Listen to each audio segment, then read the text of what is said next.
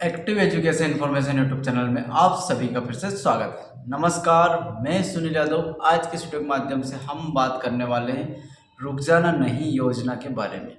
तो देखिए, सबसे पहले तो हम इस वीडियो के माध्यम से किन किन टॉपिक्स के ऊपर बात करना चाहते हैं। पहला टॉपिक्स होगा रुक जाना नहीं योजना क्या है और इनकी मार्कशीट की मान्यता क्या होती है, साथ ही कौन कौन विद्यार्थी इसमें आवेदन कर सकते हैं, कितने सब्जेक्ट का हम इसमें आवेदन कर सकते हैं, साथ ही इसके आवेदन कितनी बार कर सकते हैं और किस पोर्टल के द्वारा आवेदन होगा, आवेदन चार्ज क्या क्या होगा। तो सारी जानकारी मैं इस वीडियो के माध्यम से आपको बताने वाला हूँ। यदि वीडियो आपको थोड़ा बहुत भी हेल्पफुल हो तो वीडियो को लाइक करना ना भूलें और साथ ही राज्य ओपन से संबंधित और माखनलाल चतुर्वेदी यूनिवर्सिटी से संबंधित जानकारी के लिए आप हमारे चैनल को सब्सक्राइब करना ना भूलें। वीडियो स्टार्ट करते हैं नाउ।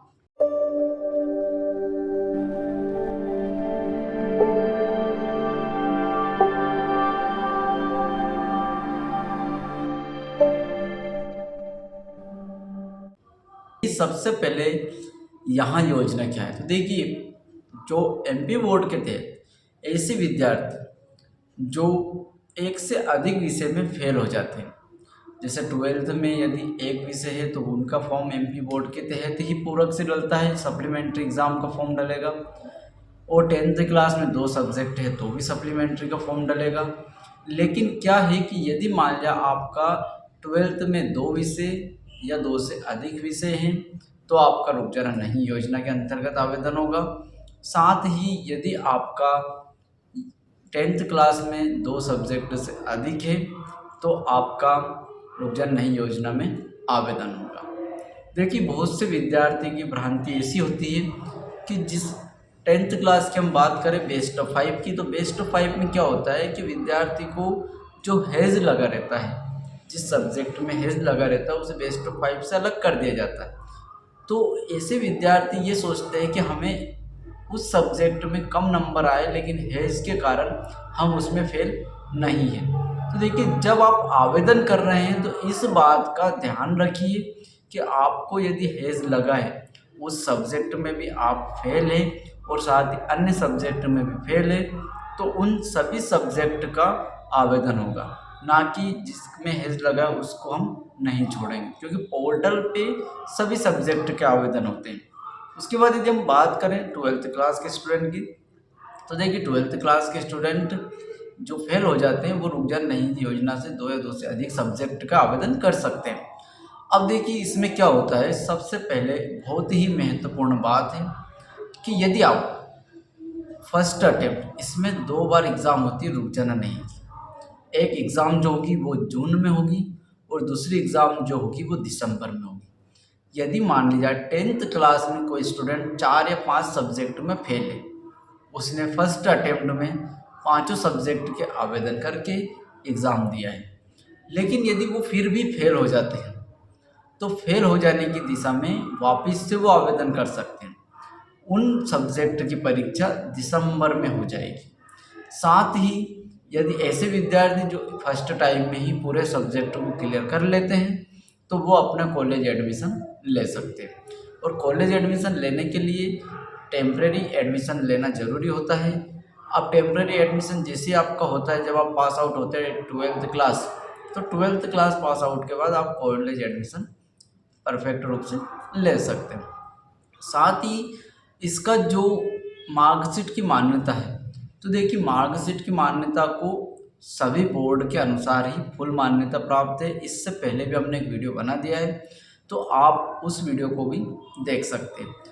अब इसमें रहा सवाल कि क्या फीस लगेगी, तो देखिए एक अनुमान बता रहा हूँ मैं। 12th क्लास का पर सब्जेक्ट अनुमानित 450-500 रुपये की समथिंग एक सब्जेक्ट का इसमें लगता है। और उसी प्रकार से 10th क्लास की बात करें तो 10th क्लास में भी 300-400 रुपये की समथिंग एक सब्जेक्ट का अनुमानित बता रहा हूँ इतना चार्ज लगता है। यदि आपको 2 सब्जेक्ट है तो वह 1000-1200 रुपये का आपका खर्चा आ जाएगा 12th क्लास में। इसमें यदि आपके पास बीपीएल कार्ड है तो बीपीएल कार्ड का आपको बेनिफिट मिल जाएगा। यदि बीपीएल कार्ड नहीं तो आपको लगभग 2 सब्जेक्ट के 1500-1600 रुपये की समथिंग पे करने होंगे। और यदि आपके पास बीपीएल कार्ड है तो वही काम आपका 1000-1200 के बीच में हो जाता है। उसके बाद इसमें कौन कौन से दस्तावेज की आवश्यकता होती है, तो देखिए रुकजान नहीं का आवेदन जब आप करते हैं तो आपका रोल नंबर जो कि एडमिट कार्ड पे एमपी बोर्ड वाला रोल नंबर जो एडमिट कार्ड पे रहता है। उसके बाद जो आपके पास यदि बीपीएल कार्ड है तो आपको बीपीएल कार्ड प्रोवाइड करवाना रहता है, बीपीएल कार्ड स्कैन होगा। और देखिए यदि आप पात्रता में नहीं आते हैं और बीपीएल कार्ड का ऑप्शन आपने एक्टिव किया है, यानी कि उसको जब ऑप्शन पूछा जाता है कि क्या आप बीपीएल कार्ड धारी है, तो आपकी फुल फैसिलिटी यही होनी चाहिए, फुल दायित्व ये होना चाहिए कि यदि आपके पास नहीं है तो हम फालतू का किसी भी योजना के अंतर्गत लाभ ना लें। अन्यथा यदि आप अब उस ऑप्शन पे लाभ लेते हैं तो आपको बाद में दिक्कत आएगी। आपका प्रेस पत्र तो आ जाएगा लेकिन आपका रिजल्ट रोक दिया जाएगा। अपात्र की स्थिति में यदि आप बीपीएल कार्ड धारी हैं तो ही आप इस ऑप्शन पे काम करिए या इसके अंतर्गत ही आवेदन करिए, नहीं है तो फर्जी वाला काम ना करें ताकि आप अपने आवेदन को सुरक्षित रख सकें। क्योंकि क्या होता है कि यदि आपने आवेदन करने आप गए और आपके पास बीपीएल कार्ड नहीं है और फिर भी आपने किसी और का बीपीएल कार्ड स्कैन करवा कर आवेदन कर दिया है और वेरीफाई होने की स्थिति में वो आपका फॉर्म रिजेक्ट हो जाएगा। रिजेक्ट हो जाने के बाद आप ऐसी गलती ना करिए, नहीं तो आपको फिर से दोबारा से 10th या 12th क्लास पढ़ना पड़े। तो रुक जाना नहीं योजना एक ऐसी योजना है जिसमें व्यक्ति स्टूडेंट जो होते हैं विद्यार्थी, वो विद्यार्थी अपनी पढ़ाई को कंटिन्यू कर सकते हैं। उनको 2 बार अवसर दिया जाता है कि वो अपनी पढ़ाई को सुचारू रूप से करके दोबारा से अपना आवेदन करके पास आउट हो सकते हैं।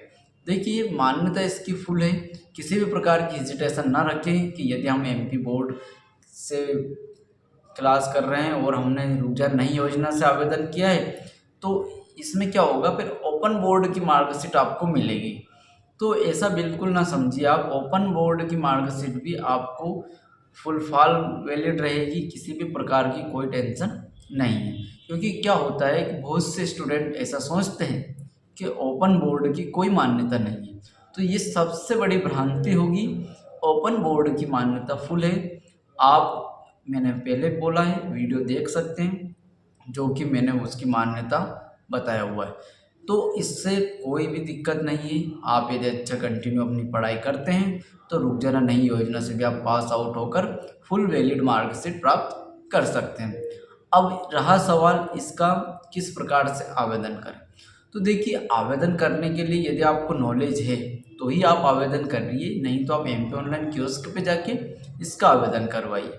इसका आवेदन mpsos.mponline.gov.in ये जो वेबसाइट है, इस वेबसाइट के द्वारा ही आवेदन होता है। और आवेदन करने के साथ साथ इसमें यदि आप आवेदन करते हैं तो आपका प्रवेश पत्र परीक्षा के 15 या 20 दिन पहले जारी होता है। टाइम टेबल इसका जैसे कि जून में एग्ज़ाम है तो लगभग 15 मई से लेके तो मई लास्ट तक इसका टाइम टेबल जारी हो जाता है। टाइम टेबल जारी होने के 15 दिन के अंदर ही आपका एडमिट कार्ड आ जाता है। अब एडमिट कार्ड कैसे प्राप्त करें, तो देखो एडमिट कार्ड ऑनलाइन पोर्टल से ही आता है रुक जाना नहीं योजना का। तो आप ऑनलाइन पोर्टल से ही अपना एडमिट कार्ड निकला कर एग्ज़ाम दे सकते हैं। अब एग्ज़ाम कहाँ देंगे, तो देखो एग्ज़ाम जो आपका डिस्ट्रिक्ट लेवल होता है उसी पे होता है। जैसे मान लिया उदाहरण के लिए राजगढ़ आपका डिस्ट्रिक्ट है, तो यदि आप ओपन के थ्रू आवेदन करते हैं रुक जाना नहीं योजना का, तो रुक जाना नहीं योजना में आपका एग्ज़ाम डिस्ट्रिक्ट लेवल पे होगा। आप किसी भी ज़िले के, इंदौर के हो, भोपाल के हो, किसी भी ज़िले से आप बिलोंग करते हैं, आपका ज़िला स्तर पर ही रुक जाना नहीं योजना का एग्ज़ाम होगा। मैं आशा करता हूँ कि आपको सारी जानकारी अच्छे समझ में आई होगी। यदि किसी भी प्रकार का आपके मन में डाउट्स है तो आप हमें कमेंट्स करके बिल्कुल बता सकते हैं, ताकि मैं आपकी प्रॉब्लम को सॉल्व करने की 100% कोशिश करूँगा। Active education information YouTube channel से जुड़े रहने के लिए बहुत बहुत धन्यवाद। वीडियो अच्छा लगा हो, हेल्पफुल लगा तो वीडियो लाइक करें और चैनल को सब्सक्राइब करें।